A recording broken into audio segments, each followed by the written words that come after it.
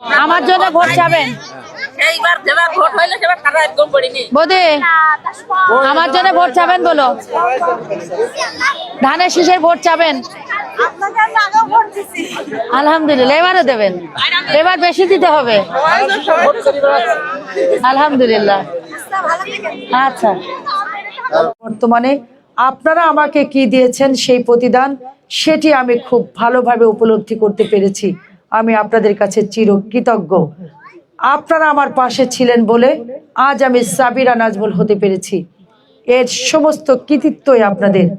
আমি জনগণকে মূল্যায়ন করতে চাই, কারণ জনগণ হচ্ছে সকল ক্ষমতার উৎস। জনগণ নির্ধারণ করবে 5 বছর পর পর জাতীয় সংসদ নির্বাচন অনুষ্ঠিত হয়। এই 5 বছরে কে আপনাকে ভালো সেবা দিয়েছে? একটা দিন ভোটের মাঠে গিয়ে গোপন ব্যালটের মাধ্যমে সেই নির্বাচনে আপনি আপনার পছন্দের প্রার্থীকে ভোট দেবেন, কি ঠিক কিনা? কিন্তু বিগত দিনে আসলে আমাদের সৌভাগ্য হয়নি, সেখানে আমরা ভোট দিতে পারিনি। সেই ভোট দেবার সেই বন্দোবস্ত আমরা করে দিয়েছি, পরিবেশ সৃষ্টি করে দিয়েছি। এই পরিবেশ সৃষ্টি করতে গিয়ে আমাদের হাজার হাজার নেতাকর্মীরা গুম খুন হয়েছে।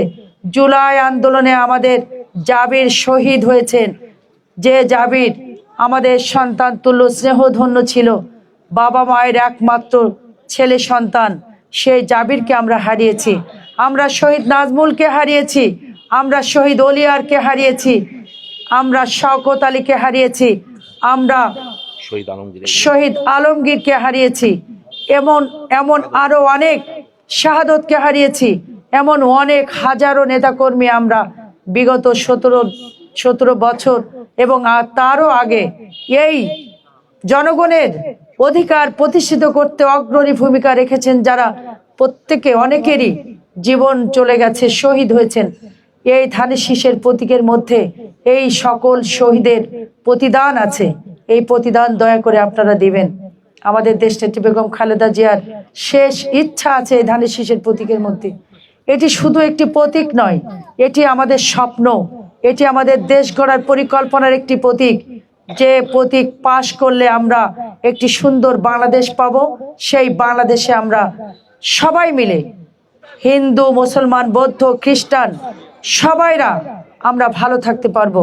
আমি আমার এখানে সনাতন ধর্মাবলম্বীদের উদ্দেশ্যে বলতে চাই, আমি সাবিরা নাজমুল, আমার জাতীয়তাবাদী দলের বিএনপি উপজেলা বিএনপি নেতৃবৃন্দ সবাই আপনাদের সামনে উপস্থিত।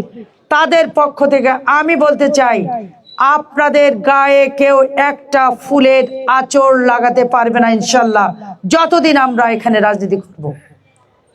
আপনাদের কোনোভাবে কোনো সমস্যা হলে সকল সমস্যা আমরাই দেখবো ইনশাল্লাহ। অন্য কেউ আপনাদের নিরাপত্তা দিতে পারবে না। আমরা আপনাদের পাশে আছি, আমরা আপনাদের